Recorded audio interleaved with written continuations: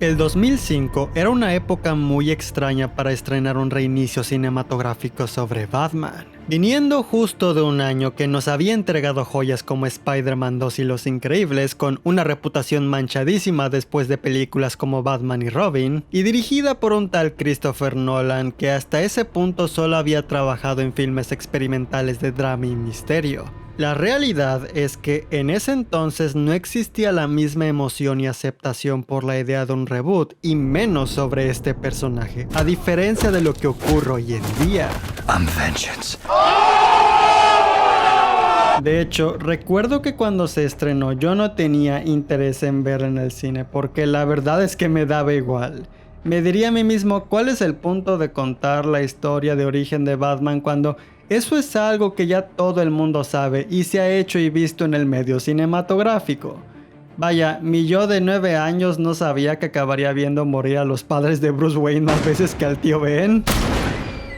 En vez de continuar con el mismo y extraño hilo narrativo de las películas de Batman que le precedieron, cuando Christopher Nolan fue contratado después de su éxito con Memento, él decidió regresar al punto de partida del personaje de Bruce Wayne. Porque claro, en ese entonces todos sabían que la muerte de sus padres en aquel callejón fue el evento que lo terminaría convirtiendo en Batman.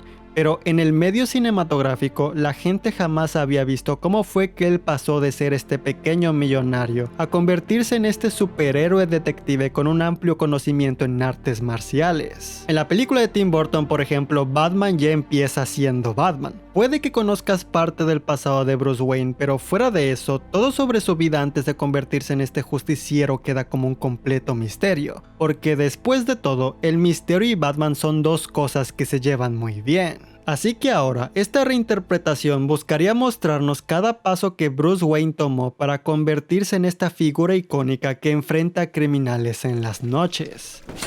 Empezando con la muerte de sus padres, causada por un ladrón muy nervioso que requería el dinero en una ciudad hundida por el crimen y una economía muy inestable. Su delito fue terrible, pero no fue motivado por codicia, sino por desesperación. Estaba desesperado como muchos, pero eso no cambia nada. Su etapa de exilio en la que vagó sin rumbo como un don nadie, intentando conocer el mundo criminal para tener una perspectiva más amplia sobre la justicia y su código moral. Su entrenamiento con una organización secreta llamada la Liga de las Sombras, que resultaría ser un grupo que busca la destrucción de su ciudad como consecuencia de sus altos niveles de crimen y corrupción. La ciudad se convirtió en un centro de sufrimiento e injusticia. Y debe morir porque no tiene salvación. Algo que lo obligaría a ponerse en su contra y regresar a su hogar con la voluntad de cambiar el curso autodestructivo de la ciudad, convirtiéndose en un justiciero que se disfraza de murciélago para ser una figura incorruptible. Un símbolo que le traería el mismo miedo a los criminales que Bruce le tiene a estos mamíferos. Un símbolo elemental, pero temible. Capturando en cuestión de días a Carmine Falcone, la principal figura detrás del crimen organizado y la corrupción en Ciudad Gótica, para luego descubrir toda esta compleja conspiración con la Liga de las Sombras, filtrando un alucinógeno perfeccionado por el Dr. Jonathan Crane en el agua para evaporarlo y buscar que toda la ciudad caiga ante la locura y se destruya a sí misma como una bola de zombies. En verdad arrojarás la toxina de Crane en la red de agua de la ciudad. Y luego veré cómo sola se derrumba por el miedo. Parecerá sencillo, pero este filme tiene muchísimas cosas y elementos argumentales que establecer en sus 2 horas y 10 minutos de duración. Porque tal como la primera película del Hombre Araña, técnicamente estamos viendo 2 arcos siendo contados al mismo tiempo. Primero una historia de origen y posteriormente la primera gran aventura del personaje.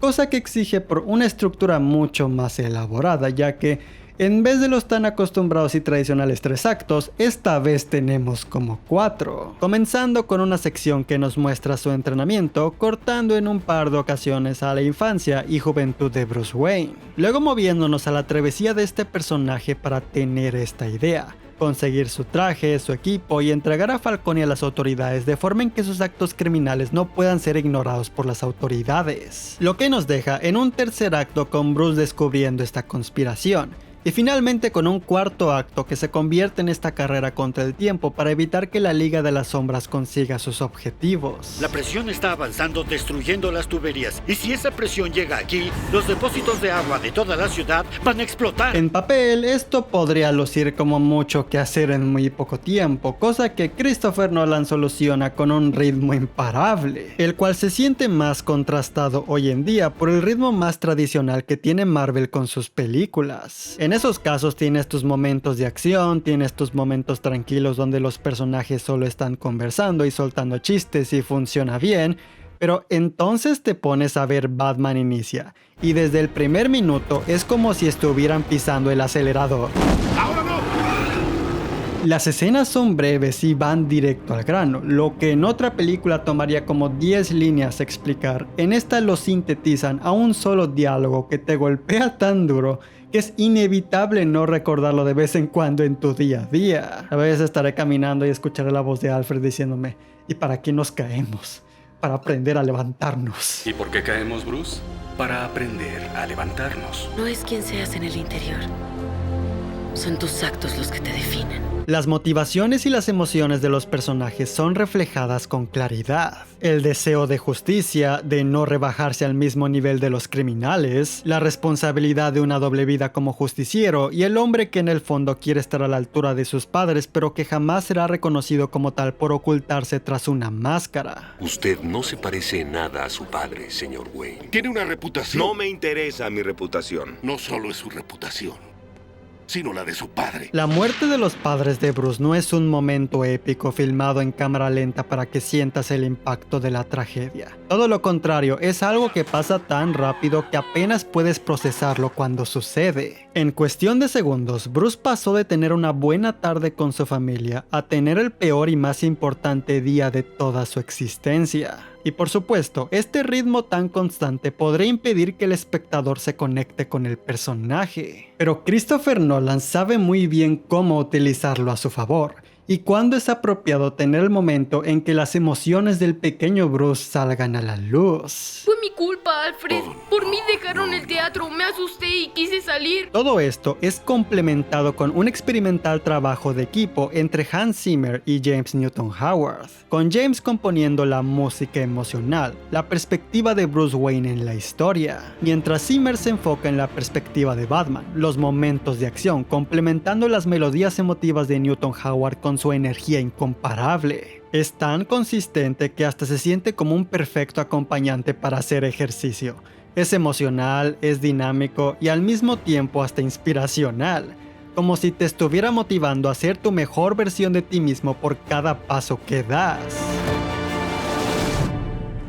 Viviendo actualmente en un mundo donde los estudios se ven cada vez más obligados a complacer a los fans de los cómics, es refrescante ver cómo a Christopher Nolan se le dio completa libertad de hacer lo que quisiese para contar su historia, ya que normalmente se tiene la expectativa de que si va a aparecer un villano, este mínimo debe tener 2 o 3 peleas con el personaje principal y ser muy fiel a su material de origen. Pero para esta película, Nolan decidió utilizar exactamente a personajes antagónicos que ni siquiera habían formado parte de la serie de los 60s, como Ra's al Ghul o el Espantapájaros, que en vez de utilizarlos como villanos tradicionales, él los presenta como personajes de verdad. Piezas de ajedrez dentro de esta enorme historia que tienen un rol que ocupar en el argumento, que a pesar de tener grandes aspiraciones y funcionar como obstáculos, al final del día son simples humanos capaces de ser derrotados. Sobre todo en el caso de Dr. Crane, que si bien en un punto de la historia pone a Batman en aprietos, al final acaba siendo derrotado con facilidad, considerando que solo es un sujeto promedio con una máscara de espantapájaros.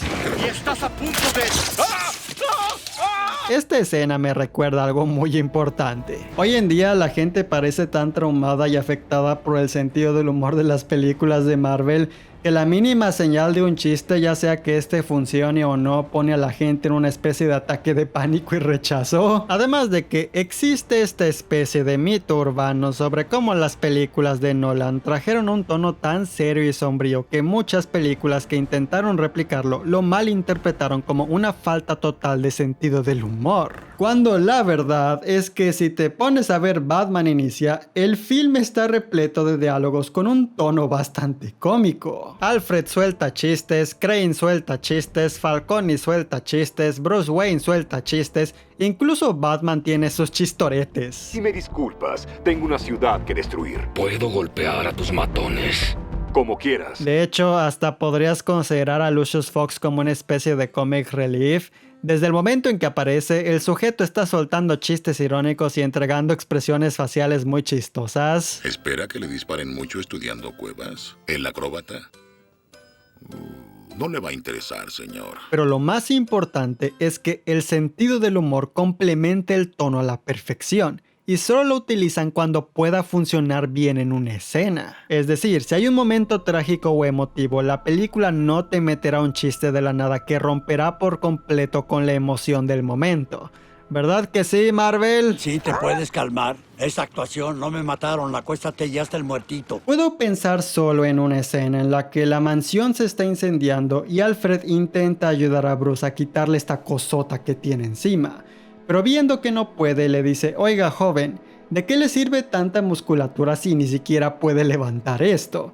Y pues el chiste funciona porque en sí no es presentado como un chiste, sino más bien como un momento de humanidad que el personaje de Alfred tiene en este momento, intentando encontrar algo humorístico para obtener una reacción de Bruce, incluso en la peor de las circunstancias. ¿De qué le sirve tanta musculatura si no puede levantar una maldita viga?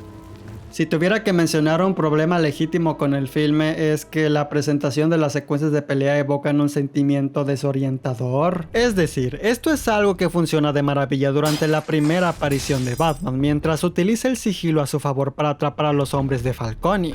¿Dónde estás? Aquí. Pero a partir de ese punto, todas las demás peleas siguen siendo igual de confusas, lo que realmente no le afecta mucho a la película porque ese no es el enfoque principal. El enfoque de Nolan se encuentra más en el espectáculo a gran escala, las persecuciones, el monorriel, las explosiones, el sentimiento de temor que Batman evoca en los criminales. Es Batman.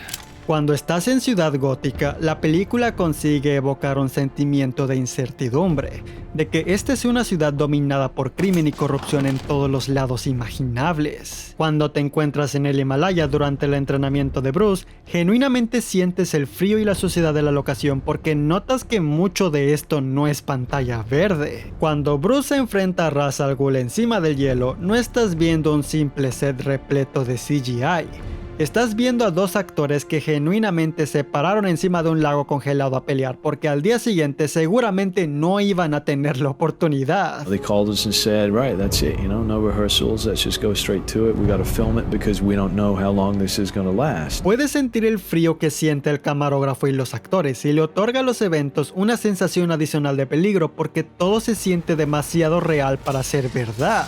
Y a eso le agregas una utilización de miniaturas y efectos prácticos que consiguen que este filme, a pesar de los años, continúe viéndose espectacular. El traje de Batman, la verdad, sí se nota un poco tosco e incómodo en esta película, pero es algo que puedo dejar pasar. Supongo que otro defecto que podría mencionar es el código moral del personaje, que claro, todo el mundo sabe que Batman no mata y esta película hace mucho énfasis en eso. Pero luego tendrás escenas como él incendiando todo el monasterio de Ra's al Ghul y causando la muerte de muchas personas, incluida muy posiblemente la del tipo que él se rozaba a matar en un principio. O por supuesto la laguna legal al final donde Batman le dice a Ra's, pues la neta Ra's, no te voy a matar, pero tampoco te voy a salvar, así que chinga tu madre, güey. Batman no es muy fan de la muerte, excepción de cuando pasa por accidente, que claro, yo sé que en la situación del monasterio de plano no había de otra, estamos hablando de un ejército con planes muy malignos y esa era la única forma de salir con vida y las cosas solo se salieron de control, además de que en ese punto él todavía no era Batman y es posible que esta experiencia es la que lo motivara a mantenerse firme a su código de no matar. Es solo que no deja de ser divertido reírse de estos pequeños accidentes. Shh, no se preocupen, ellos están bien. Sé que parece que Batman aplastó a esos policías y los convirtió en puré, pero se los juro, Batman no mató a nadie directamente en esta película, ¿ok? Pero fuera de eso, Batman Inicia es un filme sencillamente sólido. Es una experiencia muy completa en términos argumentales que, desde el momento en que empieza, es literalmente igual de imparable que este monorriel al final. Hay romance de la infancia, hay acción, hay suspenso, hay momentos con una construcción tan sólida que simplemente te llenan de emoción. Soy Batman. El elenco es de muy alto nivel, las actuaciones son bastante sólidas. Y quizás lo que más me sorprende no es solo que Christopher Nolan haya tenido la oportunidad de trabajar en este proyecto a pesar de su currículum, sino también que en términos de taquilla, esta película no generó muchas ganancias que digamos, ni siquiera llegó a los 400 millones de dólares. Porque supongo que en ese entonces muchos tenían ese mismo prejuicio que yo cuando tenía como 9 años de ¿por qué ver esta película? ¿Cuál es su propósito? Y fue hasta después que se dieron cuenta de que el filme en realidad era bastante bueno. Lo cual me parece muy interesante hoy en día, donde es como si los estudios sintieran esta enorme presión de que a fuerza todas las películas tienen que llegar a los 1.000 millones para ser consideradas como éxitos. Y si no llegan a esa meta, a la chingada, se cancela la secuela, fracaso rotundo. Hasta debería darnos vergüenza haber sacado esta porquería. Y pues cómo decirlo, ¿se imaginan una realidad en la que Nolan hubiera sido incapaz de lanzar una segunda parte de su primera película? Que claro, Batman Inicia es tan buena que se podría sostener bien por sí sola sin la necesidad de una segunda parte, pero ¿qué hubiera pasado si no hubiéramos tenido una continuación? Me imagino un montón de debates en plan Batman Inicia una joya infravalorada. Me imagino a gente haciéndose la pregunta de si la secuela habría sido exitosa para que entonces le respondieran algo como nah. ¿Cómo va a ser? Ni que fuera a ser considerada como una de las mejores películas de superhéroes de toda la historia, ni que fuera a cambiar la industria del cine por completo. La primera ni siquiera fue exitosa como por qué hacer una segunda parte, es decir, ¿qué tan buena podría ser? Pero bueno, si les gustó el video denle like, suscríbanse al canal y síganme en las redes sociales que están acá abajo en la descripción. Sin más que decir, pues procedo a largarme de aquí, gente. Ya saben cómo va la cosa. Vayan a chingar a su madre.